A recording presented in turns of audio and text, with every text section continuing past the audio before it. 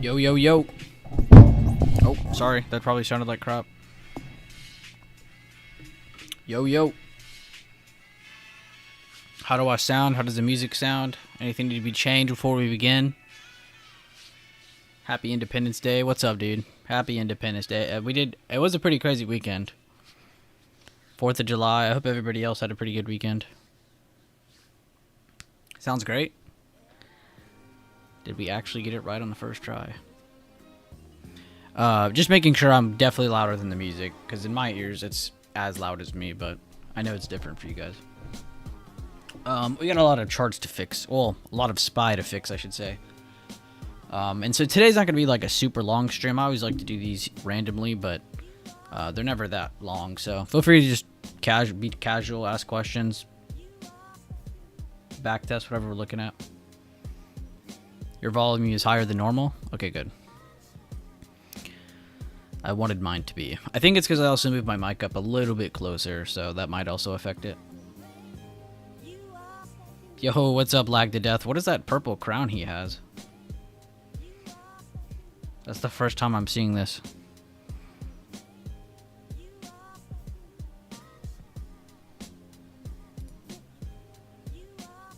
I'm special. Yeah, you're special, alright. Oh, top fans. That's really weird. Huh. I didn't know that was a thing.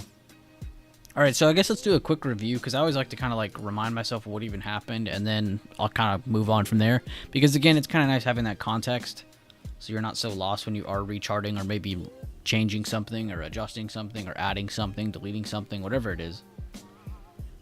Smaller time frames kicked complete ass. All you gotta do is just follow the arrows I posted. That seemed to work multiple days in a row. We didn't get a lot of movement, though. You could definitely argue, well, Tuesday we didn't do that much. It was just that buy the dip move, and that was it. The next day, Wednesday, a lot better, I'd say, directionally as well. And then, of course, Friday, or not Friday, sorry, Thursday. I don't know why I'm saying Friday. Thursday, the half day, doing pretty damn good. So, not really surprised to see us popping all-time highs again, multiple days in a row. So that wasn't like, that didn't come to a huge surprise. It was more or less just like a few days back. Could we hold these 613s? And then once we were on smaller time frames, we got up here and we're basing. Could we hold 616s? That was basically our key level. So that's just kind of nice to remind ourselves of, which we can remove all these dumb little arrows now.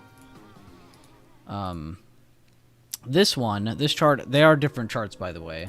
I'm kind of just using one to reference off the other.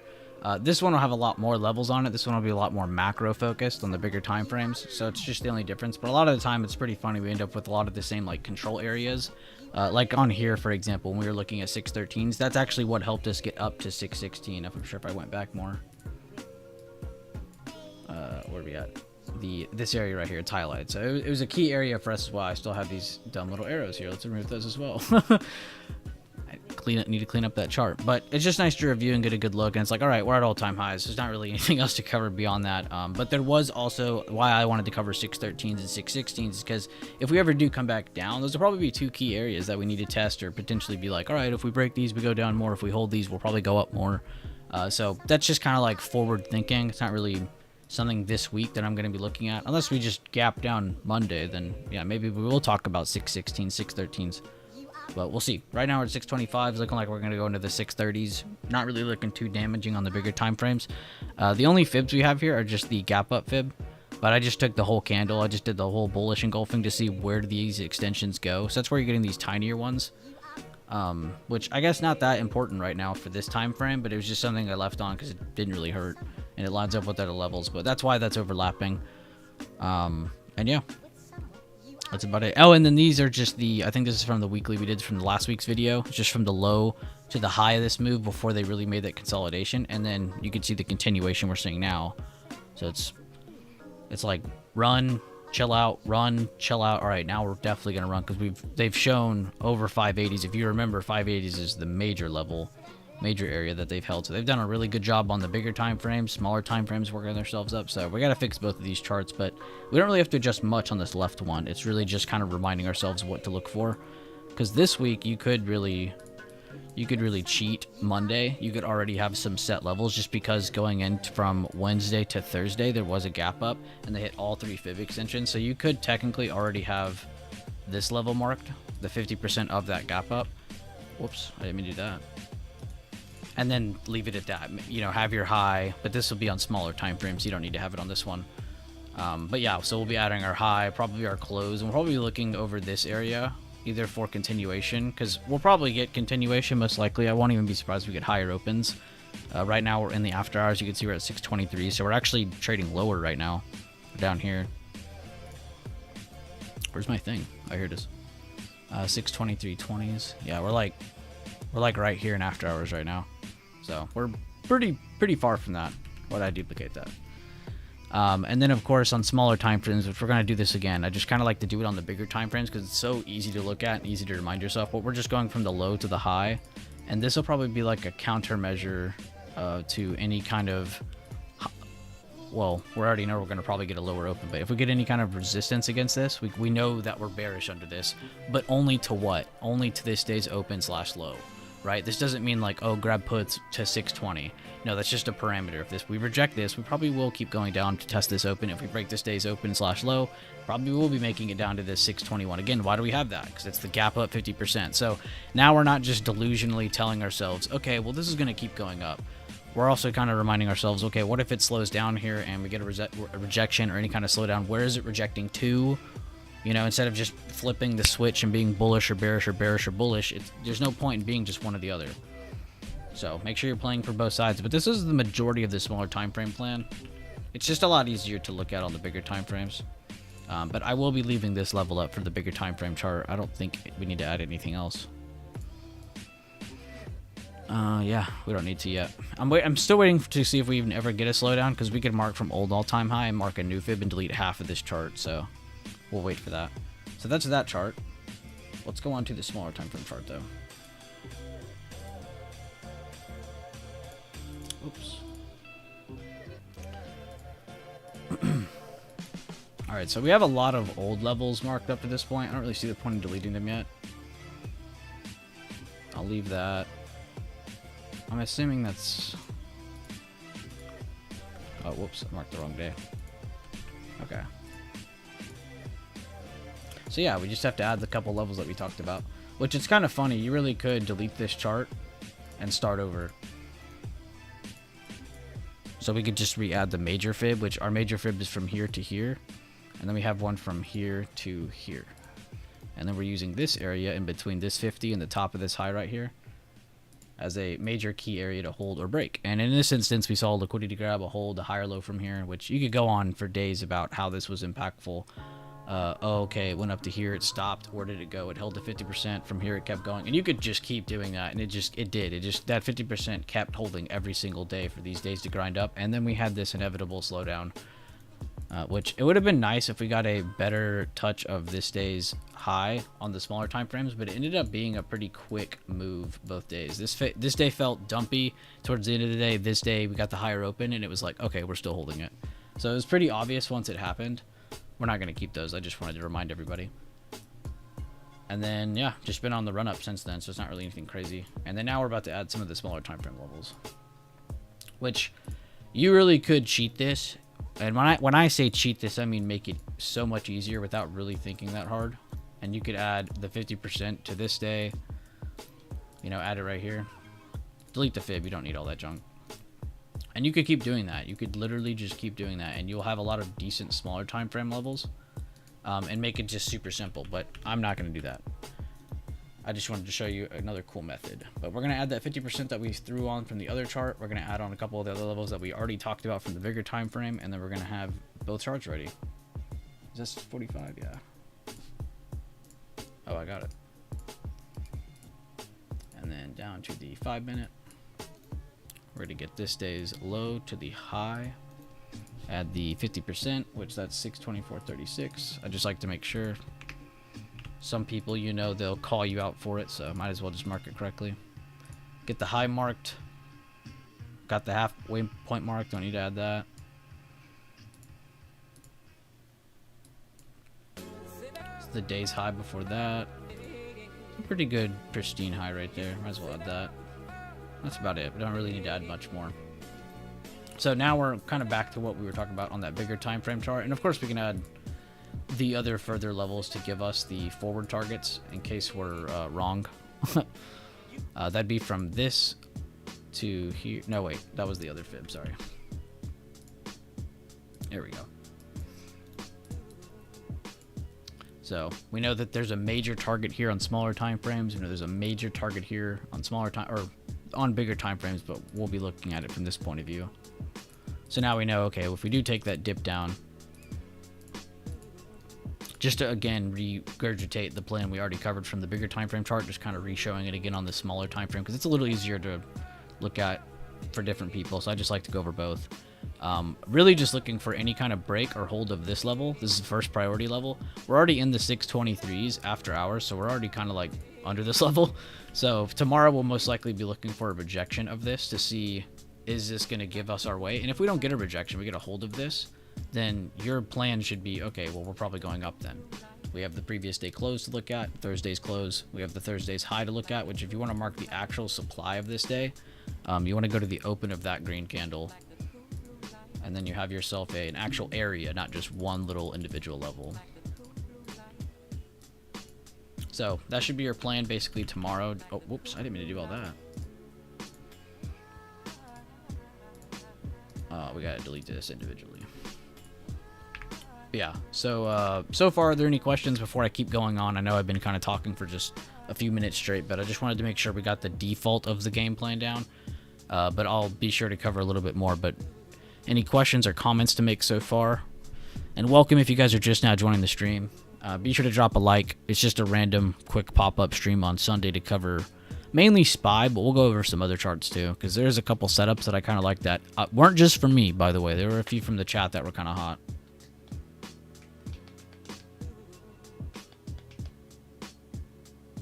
Yo, what's up, John G? What's up, King Carnage? What's up, Michael? What's up, Lag? Oh, wait, I already said hi to Lag. Fuck Lag.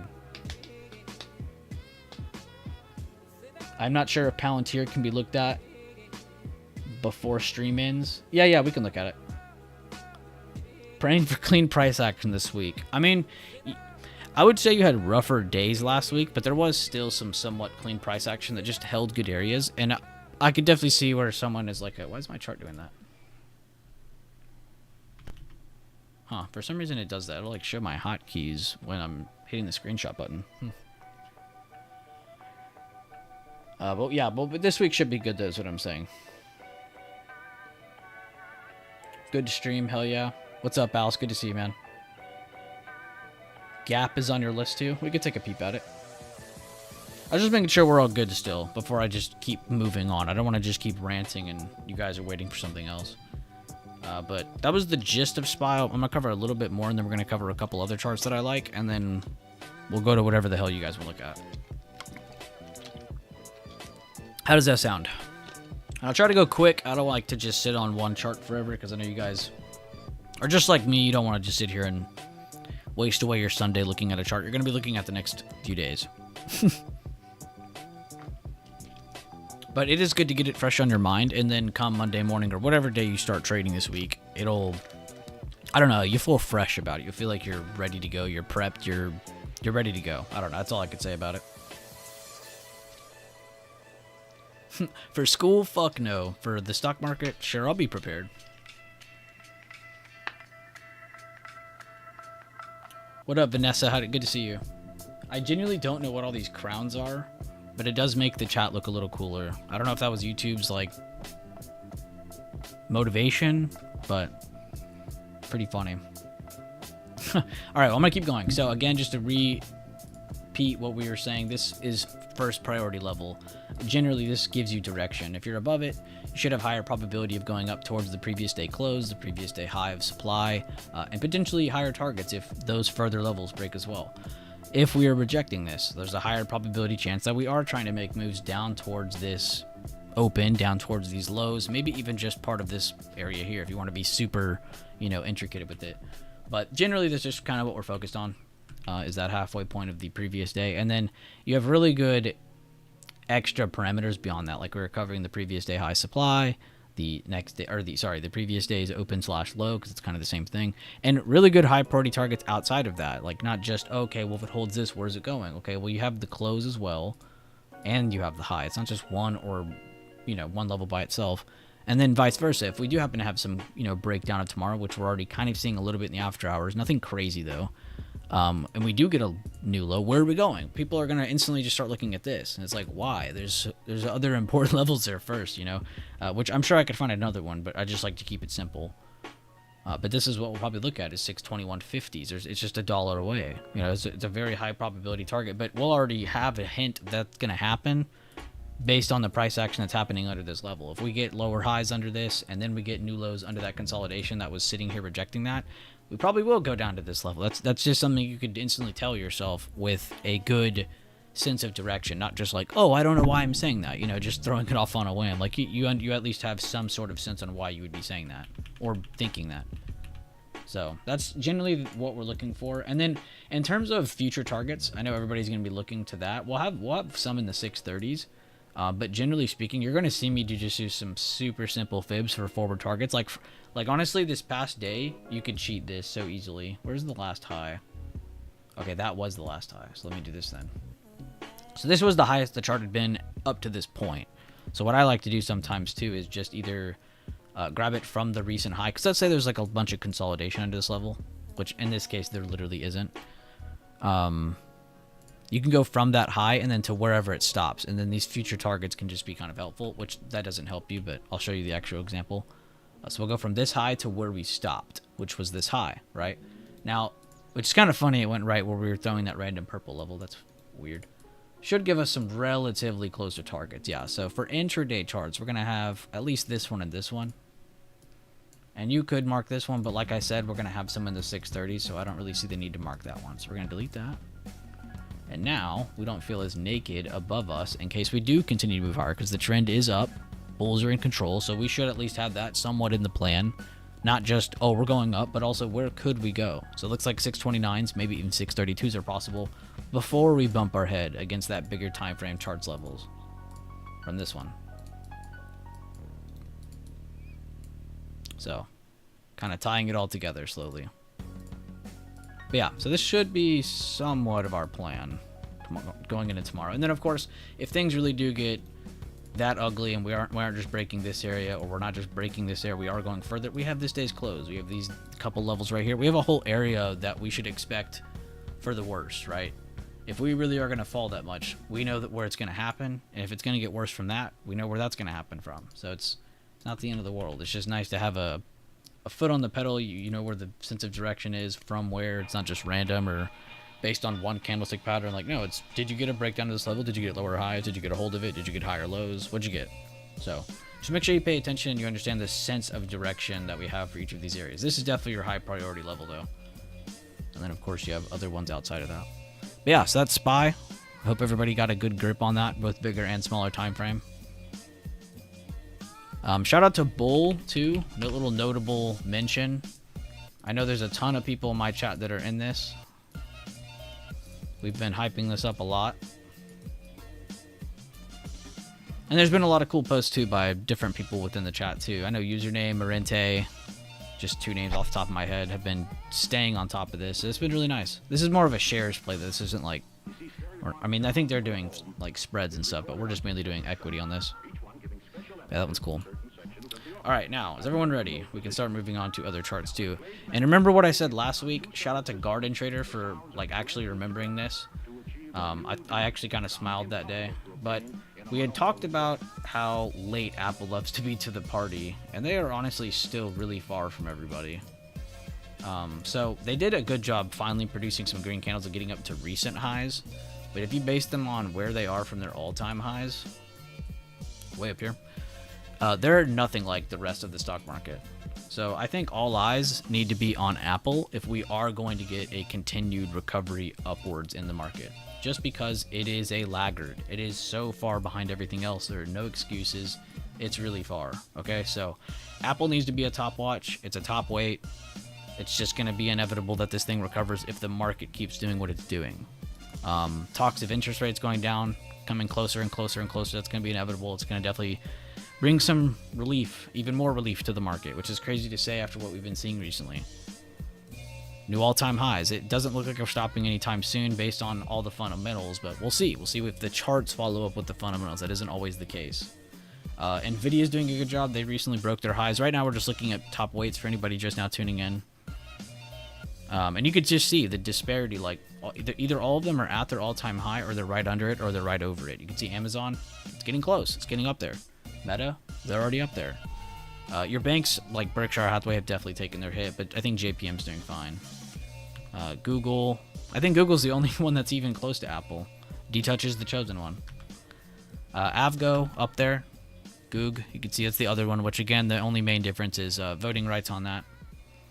Tesla, super far away. I guess you could throw their name in the hat too, but as we know, they've had their problems, not just on the company front, but on a political front. So I think that one's kind of a special seed. It's like UNH in a way. It has its own seeds of hate still sowing. So JPM, like we thought, still making all-time highs.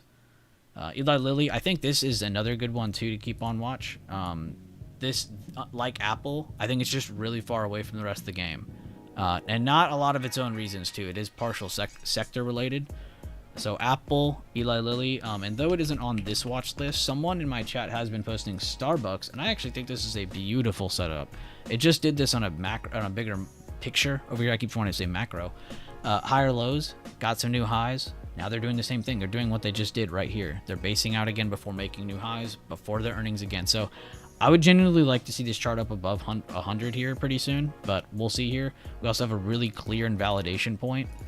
This whole gray area here, if we get any kind of break of this recent meat of this price action, or any kind of, you know, ugly price action to pop up under this, it's definitely a bad sign for the bulls, because this is definitely where they need to be holding. So we'll see if we get that or not. But yeah, so I'd say my top watches just for the next couple weeks in general would definitely be Apple, your Starbucks chart, Eli Lilly, and it's also cool that these are 3 different sectors too. It's not, none of them are in the same sector, so that's good. And then of course Tesla, if you just love watching Tesla and you have a slight cocaine addiction, it's okay. Tesla is definitely one of the more fun charts to watch, even when it's not. So I don't blame you. I got you, Alexis. I had to mention it for you, dude. Because I know you already got it on your watch list, and we talked about it the week before, and the week before that. It's just one of those ones that keeps popping up in conversation, so why not bring it up? And then Mike, you wanted me to look at Palantir, and we'll flip a quarter to see if we're looking at the gap chart. Which I think I said this last time someone asked me to cover Palantir. I happened to bring it up at the right time, talking about if we hold this area, we should go up. They happen to produce 2 different liquidity grabs here. You got one here, you got one here. Meaning they broke the low, and then they retook it very quickly after, causing a lot of liquidity, meaning people thought they was going to keep going down. They were wrong. They cut their positions probably too late, or worse, they're still in it. And it creates a lot of money to go upwards, because it's like, you know, you're taking their money out of their pocket, basically. So it just gives it a lot of energy to go the reverse direction. So liquidity grabs, retakes of levels that were just lost, just remember, very powerful. Retake, though, twice. Did that twice. That's crazy to do. That gap actually ended up helping out a lot. But yeah, so there's not much more I can cover on this besides just saying, okay, well, over these recent highs right here, which I think that is the high, to the recent high they just made here, like, can they hold that 50%? Because that's genuinely what happened here. That's genuinely all that happened here. Is it was of a different level, of course, but it was just a gap up. And then of that, where'd they go? Okay, they came back down, they tested where they gapped up from, liquidity grab, got over the 50%, more liquidity grab for downside here to further give themselves liquidity here, which we don't know that at that point, you just assume it. And then more continuation up, and you can see they've already gone through all 3 of the fib extension targets from that gap, which again is a huge thing. To go through 3 targets of a fib extension like that takes a lot of energy, a lot of volume, a lot of time.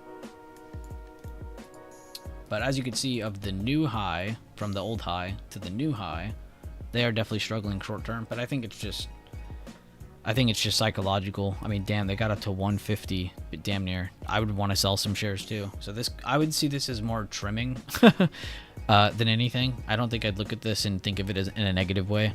So you're gonna get a lot of like grind up and grind down price action where it's like red candle, green candle, red candle, green candle, red candle, green candle. It's gonna be like a weird grind down, and then you're gonna get the same thing on the way up. Weird red and green days mixing in together as it's going up or down, which it won't look like it makes sense visually, But if you just pay attention, you're like, okay, that's the open, that's the close. Oh, the gap down here, okay. Oh, they gapped down here. Oh, they gapped up here. Like, there is a lot of weird price action going on, and I think it just happens to tie in with that trimming. Because, I mean, damn, dude, Palantir's at 150. Or hit 150 down here, so that's kind of impressive. I don't think I shame anyone who owns this, though, because we talked about this years ago in my chat. I know there's tons of people in my chat who still love it. Like, I don't mind Palantir's chart at all. I just think you gotta take your time on it now that it's up here. So if you're someone who's already been in it and you're just trimming, you're chilling. You don't even need to worry about it. If you're someone who's trying to get into this chart, you definitely need to wait. Yo, what's up, Dividend? How you doing?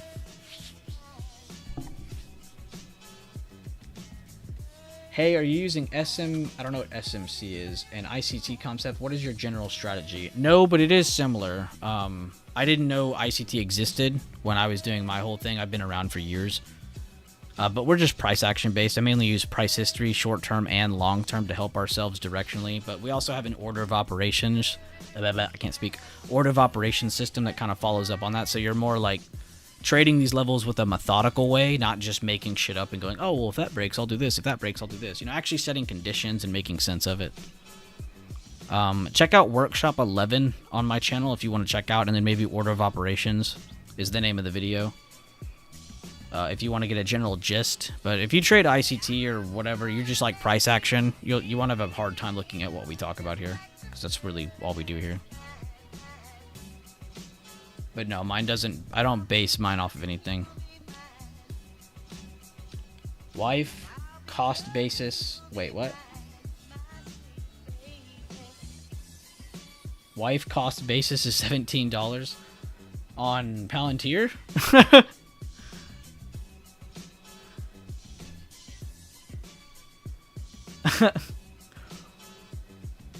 And then what was the other one you said? Gap? Again, for anybody just now tuning in, we already covered SPY. If you want any questions on that, you can just ask, or go back in the stream if you want to do that on your own. But I'll gladly go over it again. And then we covered just a couple of the weights that are more laggards in the market, what to look at, what's far behind. And then kind of just talking about some fun charts now. We looked at Starbucks and Eli Lilly, then Gap and Palantir. If anybody has any tickers they want to look at, let me know. This is definitely the good time to ask. I've kind of covered the gist of what I'm going to be looking at and the general gist of what you should be looking towards. Just because there's a lot of stocks that are really far behind, and if this market keeps going up like a lot of people think it will, then you probably will see stocks like Apple, Eli Lilly, Tesla. Maybe not Tesla. Like I said, they have their own little bit of blood in the water. Theirs isn't as simple as just going back up with the market. Got a little bit more going on than that. But yeah, like I said, if anybody needs anything repeated or covered or whatever, just let me know. You can kind of repeat the same charting method on Triple Q as we did if you're someone who just looks at Triple Q, which is totally fine. There's no difference in the levels. It's just the numbers are going to be different. The exact spots and lower highs and a lot of the same fibs from this low to this high right here is going to be the exact same. You could draw this chart the exact same as SPY. Like I said, the numbers are going to be different, but first off, let's mark this. I really like starting with this left side because it's very easy to look at. It's very apparent that we had a drop down here. So, and then I like to draw this one as well and combine this 50 and that 100. Just kind of give myself like an area to look at for direction. If we're under this direction, we're probably still looking at a struggle bus. If we're above this, we're probably still looking at some good euphoric highs, which has been happening. Our plan has been going fine for the past couple months if you've been in our chats. Just direction from levels has been just really easy lately.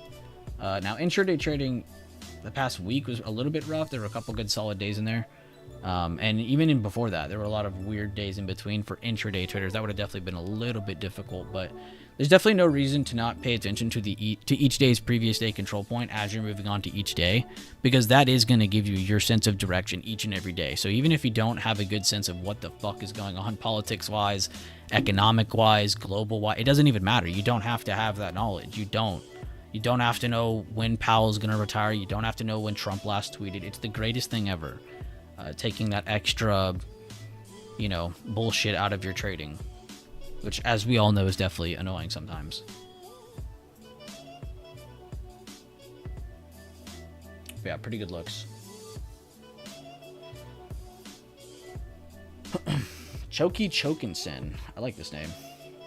Do you use liquidity sweeps in OB formation and breaks?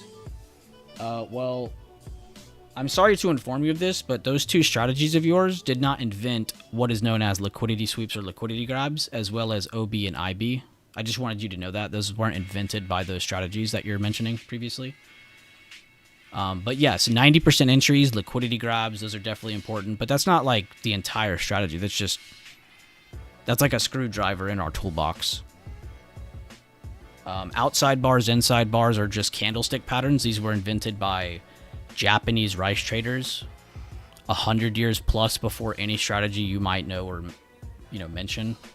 And then the reason I'm getting, I'm even answering that is because it is insane to me how many people give credit to all these different strategies. Even myself, I'll sit here and say, you know what? Yeah, I like to sit here and think I invented everything and that's in my strategy, but there were definitely probably pieces of it that were used before I ever came to be. It's just how it is. But the things I've put together in my strategy are just price history, price action, candlestick patterns. It's really nothing super special. But what is special about our strategy is that we have something called the order of operations. It's like a good way of thinking about how to do things in the right order. And the reason it's called that is because it's the same thing in math. This is probably a good way to tell people is, let's say I give you a math equation, right? Now, let's say none of you knew anything about math. We're just all somewhat oblivious to math equations all of a sudden. What do? We probably get 50 different answers if I hand that out. I hand out that math equation. I ask 50 of you to answer it. I'm going to get 50 different answers, or maybe like 30 different answers. Some of you have the same answers, maybe. Following the same methods, maybe, but there's always going to be so many different ways in getting out, right? It's the same thing with price action. You could read the chart and hand that chart to 50 different people. They're going to read it 50 different ways, maybe 30 different ways. Maybe there's a couple that line up with the same or have the same wave of thinking, which is fine. But there is a definite correct versus a wrong way of thinking when going through that math equation, just like there is when charting. So that's why I like to have that part of my system, because I feel like a lot of people just promote a strategy, which is anyone can do that. A monkey could do that. It's just pointing out parameters, setting them up in a conditional format, and then saying, yeah, that's my strategy. So it's really not that hard to promote something like that. But what is special is setting up something that actually tells you when it's right, when it's wrong. Having parameters, having a condition set where it's like, yes, if this happens, this is what I should do. If this happens, this is what I should do. You're having that set beforehand, not as it's happening, so you don't, we don't like to be hindsight Andes around here. Yeah, if you have anything you want to point out, Mike, just throw it out. I'm just answering whatever's being talked about in chat. How did they figure it out? Dude, you have to read that book on the Japanese rice traders. It'll blow your mind. Or there's probably videos on it you could watch now that'll sum it up. I know everybody likes to watch videos nowadays. I could probably find you one after the stream if you want. But yeah, the Japanese rice traders will blow your mind. Because I would sit there and think that to myself too. I'm like, I'm the first person who ever said above pre-market high, target previous day high. Like, and a lot of people thought that too. They'd be like, oh, I've never heard anybody mention that. But then when I started looking at like the history of price action, like it's funny, like really no one around today really invented anything. It's really just kind of regurgitated info and then maybe setting it up in a better way or an efficient way. And that's really all it is, which I'm not taking that away from them. That's still a pain in the ass. It's a lot of back testing, a lot of reviewing, a lot of studying. It's not fun.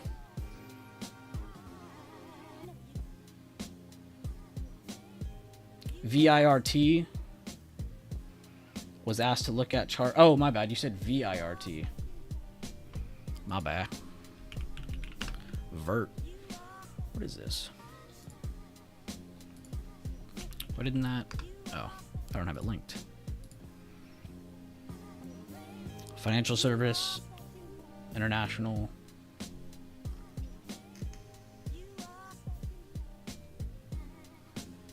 Okay.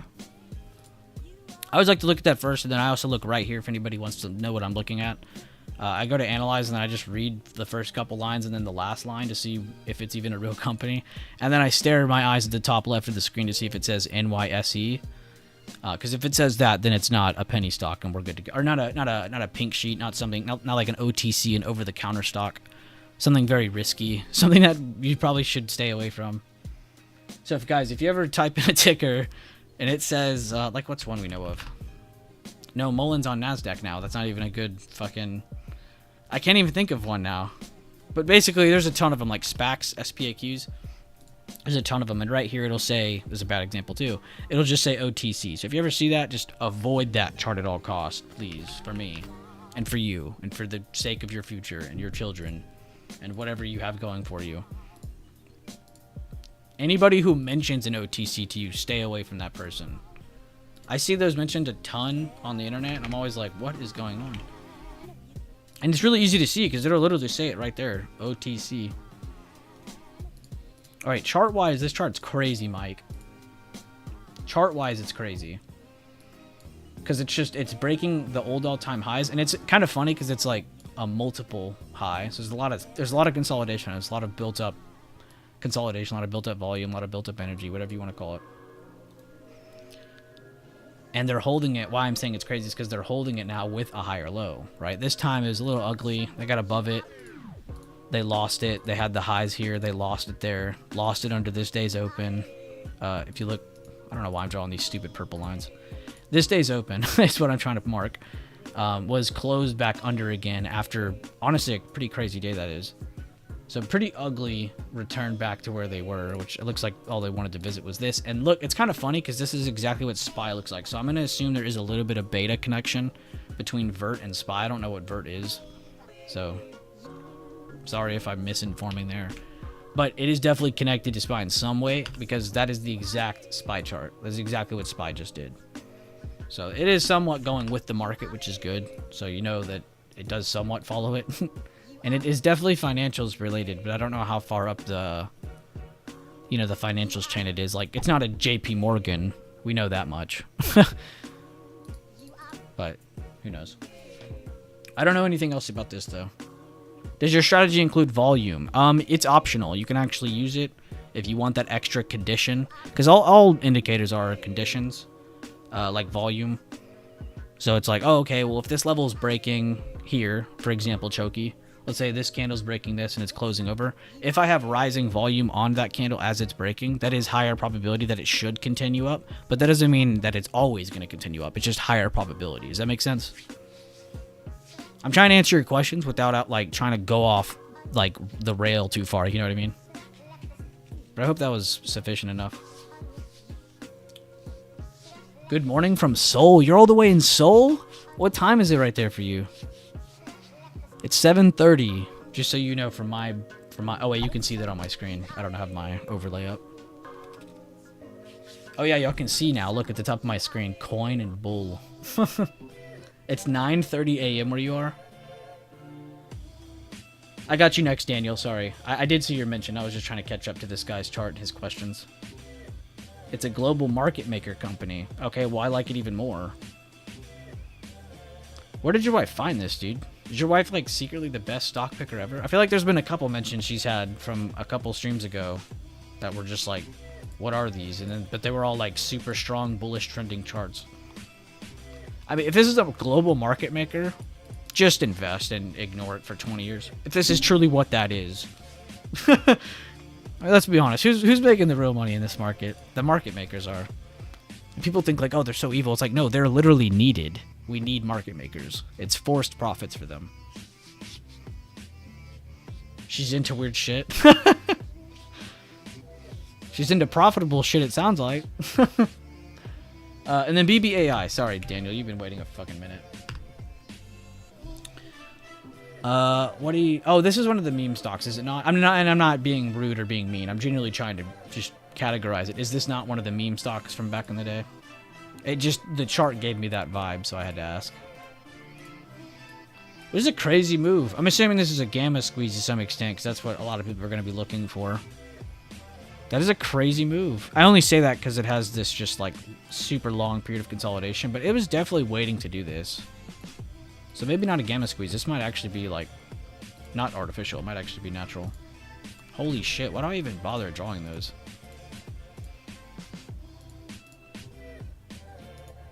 It's my fault for having the OHLC setting on. Whoops. I mean, yeah, they were ready to do this. I mean, maybe not to this extent. I don't think I would sit here and be like, yeah, man, expect this to go to 8. That's a crazy move, though. The first thing I would say, and I say this to anybody who's looking at a chart that's pumping or dumping, is the easiest thing you can look for, and a lot of people are just going to say, well, just look at RSI, just look at RSI. RSI is so defaulty, and everybody and their grandma uses it. It's not that helpful. Unless you set the conditions to like 80-20 for the overbought, oversold extremities.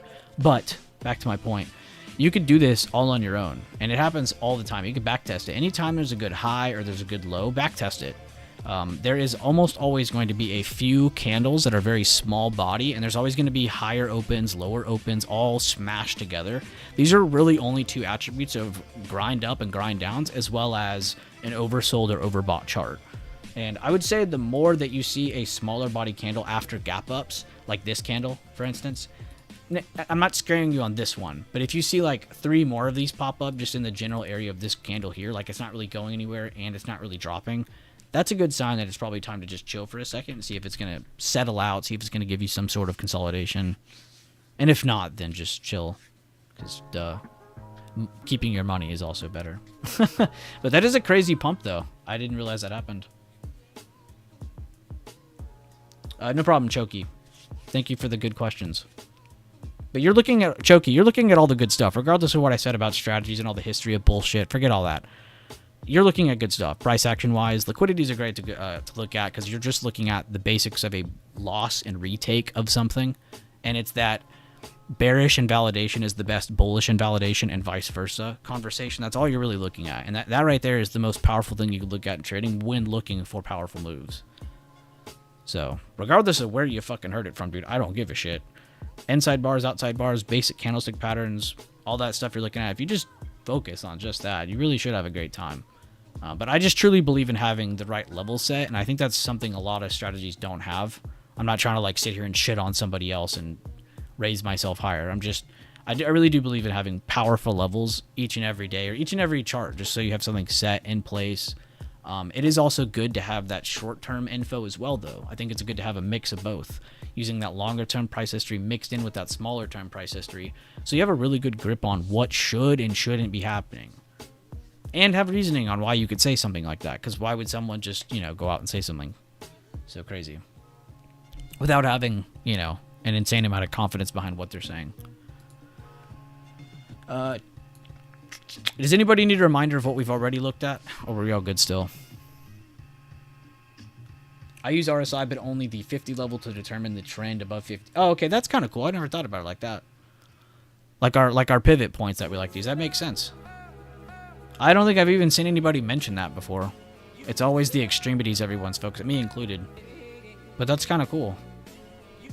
That's cool to think about too for like probability wise. I'd say like if it's above, okay, bullish like you said. That's pretty cool.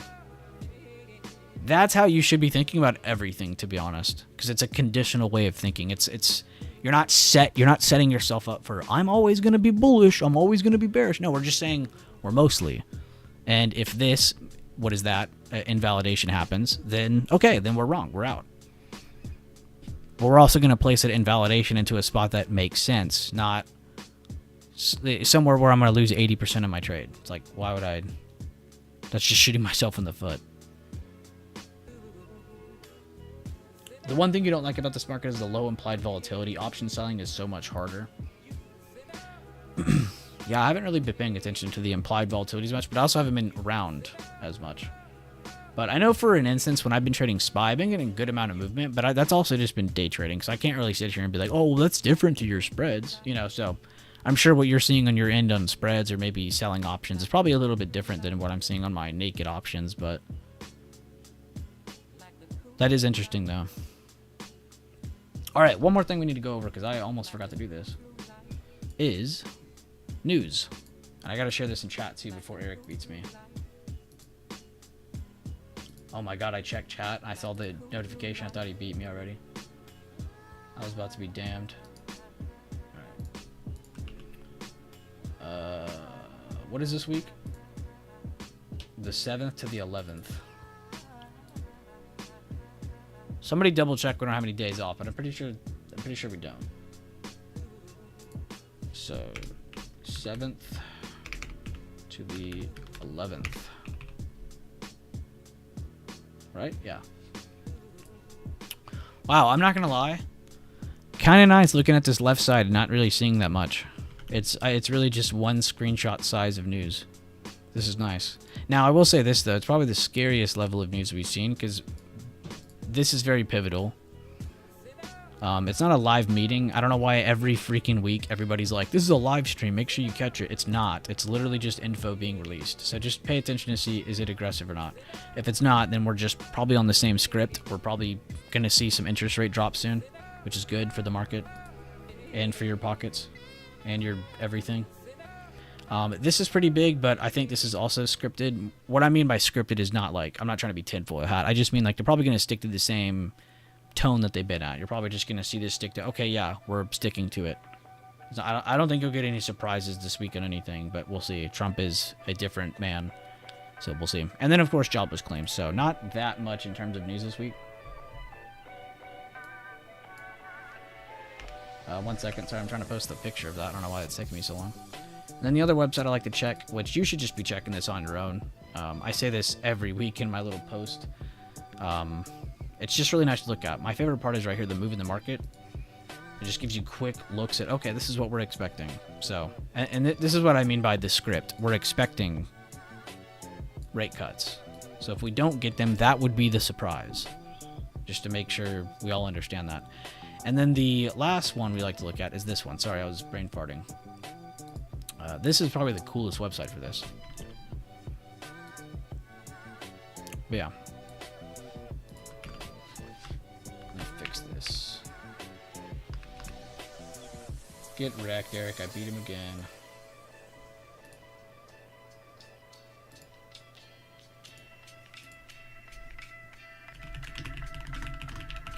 Colton, check your DM. I don't know why I said your actual name.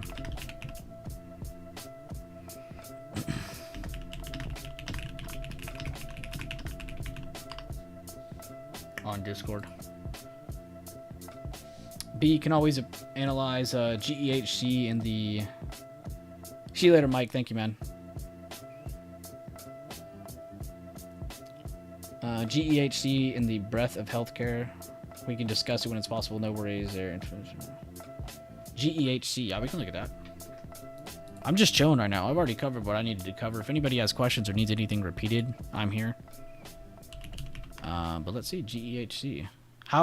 What is this in healthcare? What do they do? I guess I don't need to know all that. It is doing a pretty damn good job recovering compared to some other healthcare stocks. I'll give it that. Because look at XLV as a whole. XLV as a whole hasn't actually even recovered yet. They're just looking like they're about to. They're still on that, I think we're going to go up from here look. Which is what I said about Eli Lilly. I think they're right up there, which is what you said last week. You were ahead of me on that one. The only one that I would say is different is UNH because of its own, problems. I always put maybe UNH and Tesla kind of in the same folder right now. They're just kind of like in their own universe. I don't like to sit here and be like, well, SPY's recovering, so it should go up. Like, that's not always the case for these. Especially with them dealing with their own issues. But just again, Apple, Starbucks, Eli Lilly. I'd say, whoops, I don't know why I typed so many Y's there. I'd say these are definitely the best looking charts. I still really like the Nike chart, but it's already broke out. We've been talking about that one for weeks. UPS, this one has slowly recovered as well, but it's not all the way up again, so I still like this one a lot. Target. I'm just kind of reminding everybody what the looks have been. It did its job getting up to the 106s, which was my expectation. I don't know what it's going to do now, so I have to see if we get some consolidation or what. But if I get any breaks under 101.70s, I'm assuming it's going to pull back more. If we get above 107.70s, I'm going to assume it's trying to go up again.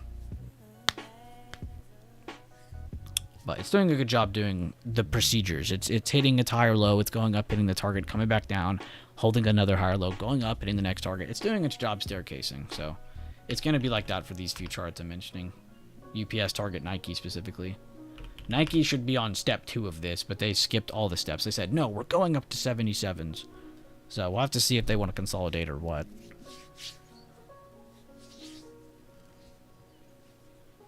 Yeah, good find though, Alexis. GEHC, not as good looking as Eli Lilly, just based on if you're comparing it to where it is on the chart compared to other healthcare stocks. It looks like it's already kind of ahead of pace. But that doesn't mean that isn't bad, right? If Eli Lilly, if all these other healthcare stocks get going, the sector as a whole gets going, who's to say this isn't still going up more? Who's to say it isn't beyond 85s? I'd say the next major area is definitely this area right here. Where this kind of came down, stopped, consolidated, fell again. And I'm sure there's a fib we could grab here and be like, oh, well, it's probably from here to here. Whoops, I already marked that wrong. And it didn't even get up to that. So that should tell us, like, okay, well, bears were definitely in control. They didn't even get up to those lows, to the 50% of the drop. I'm interested now. Where is it compared to this last big-ass drop? Okay, so it's holding pretty good trend above the 50 here. When I say that, I really am staring at the fact that it did a liquidity grab right here. Very slow one, I'd say, because it took 1, 2, 3, 4 days. Whereas this one, it did it all in one session, which this is your more optimal approach here. This is too... Everybody can see that. And then you get the hold the next time up, they get down here. So I'm wondering, does this come down? And since it's held, higher, higher, higher, is it going to do that again here? Around this area? Is it going to hold here and then work itself back up to whatever this high was? And then over those highs, we have whatever the next area was, 83. Amazing drawings by me. But yeah, so I don't know. That's kind of interesting. If it doesn't stop here, does it fall more? You know, where's that going? So I'd say your next bigger importance is, does it hit those highs and continue? But right now, I'd say higher priority should be looking at, does it hold these highs to these lows where this held recently? And give you another opportunity. And I would honestly be looking for a liquidity grab, because it did it here over the course of 4 days. It did it here over the course of 1 day. It did it here over the course of 1 day. So it loves breaking and retaking 70.20s. Every single time it's gone back up, it's done that. Even in this instance, which it didn't look like it did, but it did. So, not a bad watch. We might have to add this. God, this music is amazing, right? NVO. But let me know, was that decent? This is generally my thinking on that. And this is probably going to be the same case for any healthcare stock that's ahead of the pace. NVO. What sector is this? I genuinely need to be reminded every time I'll bring these up now. I don't know what that's from, so I'm deleting it. Wait, let's see what it was. Oh, okay, never mind. It was just the daily lows over here. What is this from, though? Oh, the gap down, okay. They're just now basing and holding that. That's crazy. Alright, so remove that. That's how old that fib is. It still has a 65 on. We haven't used this 65 in forever. That can be deleted. That can stay, because it's that low.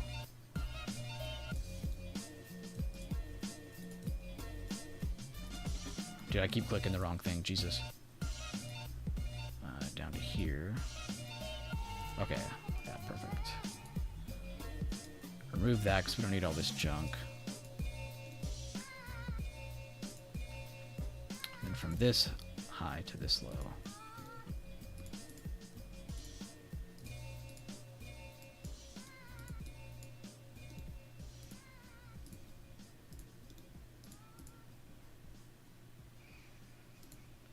I'm trying not to do this super fast, but I'm trying to at the same time. Because I'm tired of clicking these stupid tools. Here we go. I will give TradingView this. It is a definite better UI. Alright, that makes it a lot easier to look at. A little bit easier to digest. So now we have areas to actually go off of. So it looks like it is currently rejecting this area after falling already once. So, and I'm just marking this for curiosity's sake. 74. Okay, so it's pretty close to that level. I'm more or less, when I'm drawing those, I'm just looking at from low to high, what's the 50%? From this high to low, what's the 50%? I'm just looking for a general sense of direction. I'm not looking to break it down super quick or be super detailed about it. Oh yeah, Maddie's been killing it, man. You should share that message you sent me, Maddie. Or maybe not all those pictures, because I don't want you to like reveal everything you're doing, but that was a pretty cool ass message. I was thinking about that most of the weekend. I'm not going to pull it up on stream. I just want to like reflect on how badass that was. But that was cool. He's mentioning something he's in, but he's like, He's been doing the strat we've been talking about, like just kind of taking small picks at small stocks that we like, you know, and then stabbing it here, stabbing it there, holding it for a long ass time. For good and for worse, most of them have done really well. Some of them not so well, but the majority are far outweighing those couple ones that we have a rougher time on. And it's insane how many of these you have. Like, this is honestly a super sexy thing to look at. I was immediately turned on when I saw all these stocks. And you were like showing me all the ones you were in. You're addicted to long term? That's good. You should be. And then reminding yourself everything else is just a small term tool. Options, futures, this, that. Dealing with a little crack in the alley. You know, that's all side stuff, right? Long term is your baby. So that's a good mindset to have. Because, I mean, even me, we always forget, you know, it's like, we keep thinking options trading is like your main thing. It's like, no, it shouldn't be. Option trading should be a tool of what you're doing. How is Lamb Weston doing? I'm over here looking at this left wall. Oh. I'd have to look to see if they still have the control on the potatoes that they had back then when I first liked this stock. But if they do, I would still be interested in this. Because I believe McDonald's is performing. Yeah, they're all right. So this is McDonald's. You can see them consolidating between 280 and 320. Pretty common, I guess. And then you go back to the Lamb Weston chart. This is the company that makes their, or has their potatoes, that makes their fries, or has their fries for them. So, very interesting. Because you could see, I mean, take out that left side of the chart, you're focused on just this. You basically are looking at the same chart. They are consolidating in between pretty average area. I mean, between 50 and 60 for this, it feels pretty, It's not, you know, 280. But this would be something kind of cool to look at. PayPal is still an ingenious long-term. I think you're just crazy to not think so. Just the payment processing market share alone should entice you enough to just have this if you're not already in it. Maybe not at this price. You definitely want to wait till you have a better cost-effective price around the 70s. But long-term, I think that you just can't pass this one up.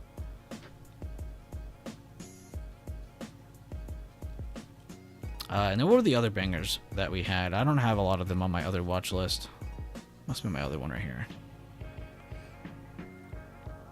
But yeah, that was the gist of the watches, though. Does anybody have any questions on SPY or anything else? We covered the gist of everything I wanted to go over. Does anybody have any questions or anything they want to add? And nice chart requests, too. Those weren't honestly the worst. You guys actually had some good ones. I only say that because sometimes I'll be like, yo, what charts do you guys want? And then somebody brings in, like, a meme stock, which there was one mentioned, but that was still better than before.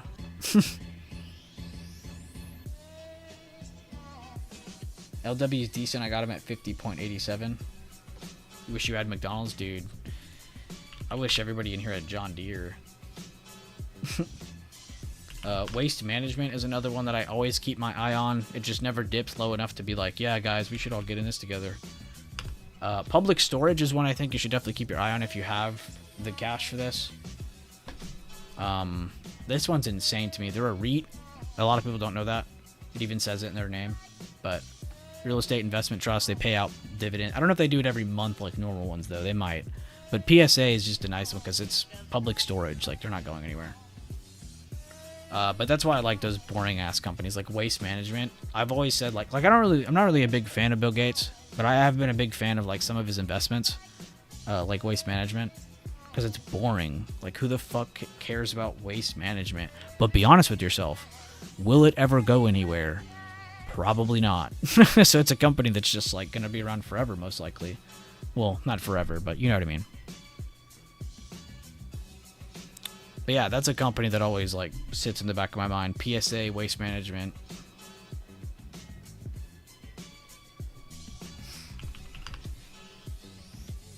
And yeah, McDonald's, I would love to potentially swing trade this again because this is honestly, its chain is really, really good.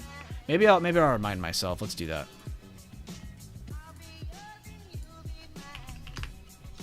Let's delete some names on here. Like, I don't even know what this is. Oh, it's Papa John's. Get out of here. JD can go. What is Nerds? That looks like it can stay. Chewy can stay. Bill? Bill can stay. Sprout Farms Market. I'm sorry, you're just not on my... Baba, you gotta go. I'm sorry. AMAT, you can stay. SMR can stay for Tobias. Shout out the Netherlands. Morgan Stanley, why are you even on this list? Trade Desk can stay. Okay, this list is looking a lot better now. I haven't looked at Boeing since this move happened, if we're all being honest. I don't see anything new. I pretty much have all these other charts in my head. Except, like, SG and Kava. Yeah, this one can go, I'm sorry. Reddit can stay because I genuinely don't know why, but this chart gets a lot of hate. I have no clue why. I think this is, like, the next $1,000 stock. I don't think it'll happen in the next 6 months, but I just think off of pure meme, it's going to go to, like, a crazy number. Maybe not 1,000, but I think Reddit will be one of those stocks that we're one day looking back on like, wow, that's crazy what it went to. I really believe that. Just because it's Reddit. Webull, this is another kind of a sleeper. I think it's just because the chart looks like absolute shit. But I think that's a good thing for us. It's going to play into our favor over the long term. We'll get slower price action up, but it won't be the most volatile chart ever. Whirlpool can stay. Shout out Leland. Did I just hate on PZZA? Hold up. No, just the chart. It's not the company. I wasn't hating on Papa John's. It's just like, I don't need to be looking at Papa John's chart. Like, let's be honest. What do I even have fucking charted here right now? We got a demand here. We got a lower high. And we got the supply up here. Like, in our heads, yeah, this is nice price action between levels. But look at these candles. The chart I can't look at. The company should be fine long term. It's fucking Papa John's. But the chart, I just can't. I can't look at this. That's a hard chart to look at. But Papa John, no, they should be fine. They'd have to shoot themselves in the foot to go away, I think. I just don't see them doing that anytime soon. Yeah, they're taking... Yeah, that's what I've heard.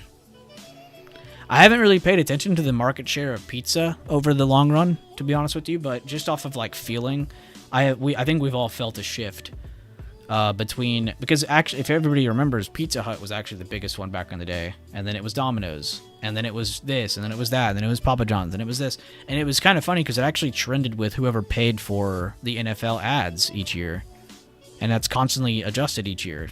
Every year it's different. Well, sometimes it's more than 1 year, but... You get my drift. So it generally just looks like whoever pays the bag for the NFL ads gets the sales each year. Because I remember a time where each of these three companies was considered the best for like American fast food pizza. Because that's crazy. It is crazy to think about. Because you in your head you would think like, oh no, dude, it should be Domino's. And then some people will say like, no, it should be Pizza Hut. And then there's that crowd now that will say, well, no, it's Papa John's. So it's just like, I think the different generations of people too are just going to be mind boggled by the facts. I'm going to look it up actually. I want to know myself.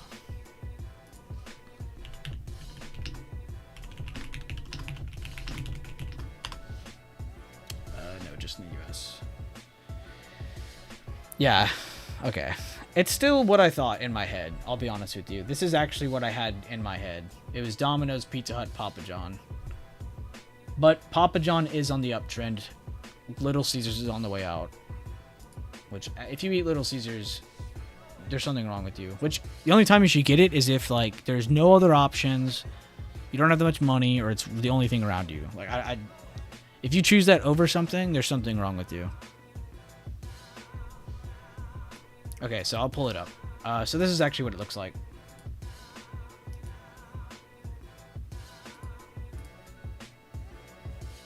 So major pizza company shares. Now this is of 2021. Get this out of my face.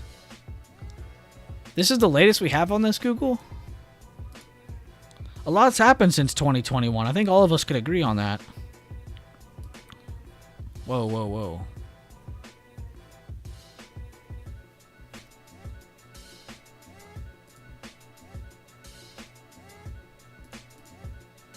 We got stats from like at least 2024. Okay, as of 2023, it was Domino's still, which that should be the case.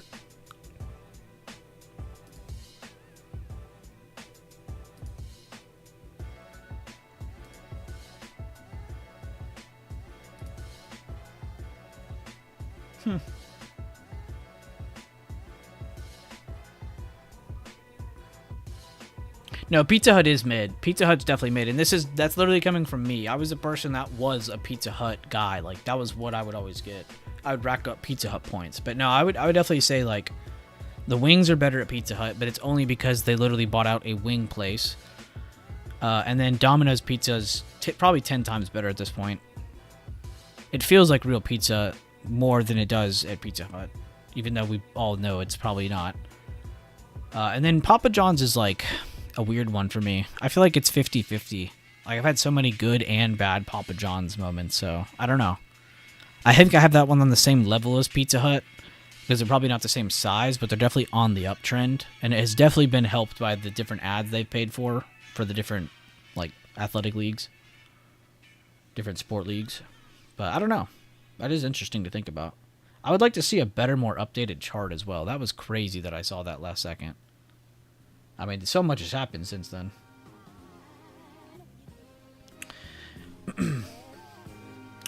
Well, do we have any other questions or anything or any charts anybody wants to pull up? We covered pretty much everything and some in terms of what we genuinely look at in here. But I just wanted to make sure at the beginning we covered SPY and all the general stuff, just so we're all on the same page moving forward. Because I know some people are like, oh, well, I didn't catch the stream. It's like, dude, you don't have to catch the stream. Just go back to the Sunday stream and see what we looked at, and then you're good.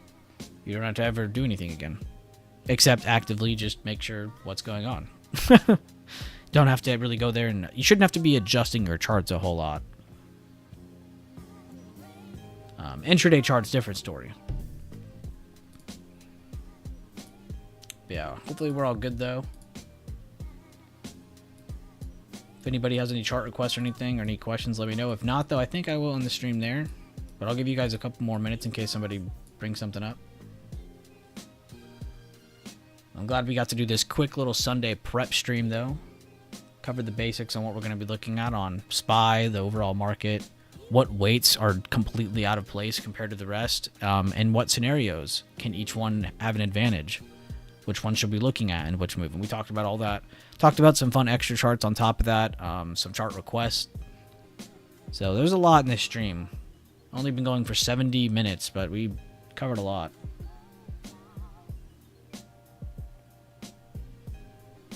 I did cover bull, but it's not really like I'm covering anything. It's more or less just like, look at this chart trend up. That one's more or less just like, here's my levels.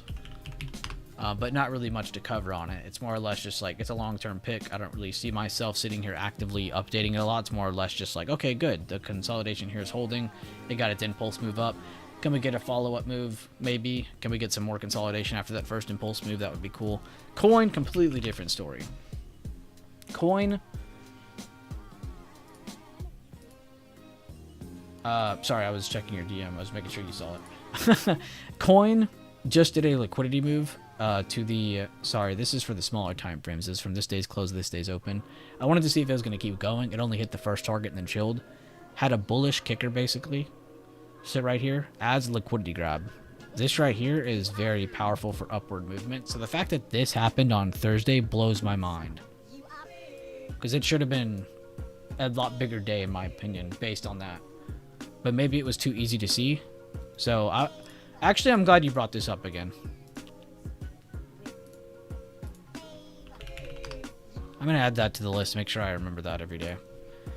Because that should go up this week, I'm going to be honest. Just based off the chart, that should go up. And if it isn't going up, it's because it re-lost this level at 350. So 350 is your tell-all level. And then I'd say your tell-all for even more destruction would definitely be below this low right here. But that would be a good first target after the 50% of this move up. So let me fix that for you. So low to high. If that falls, okay, it's actually an insanely close target. So that would be your tell-all level between here and here. Good looks, actually. I'm glad you brought that up again. I love coins, so you'll never see me not chart that. Peace, fam. See you tomorrow. See you, Maddie. Thank you for tuning in, man. I appreciate it. And I appreciate all the likes, too, for a Sunday stream, and didn't even really announce it with any time ahead. I appreciate everybody tuning in. Thank you, just watching to see you. Oh, thank you, Dividend. All right, I'm going to end it here, though, guys. I'll see you guys during the week in the chat and the streams, all the good stuff. Please go back in the stream if you missed anything or need a review of anything. Covered a lot of different tickers, but mainly SPY is what I mean. So go back, make sure you understand the plan for the SPY this week. But I'll see you guys later. Have a good rest of your night. And yeah, hope you had a good 4th of July weekend.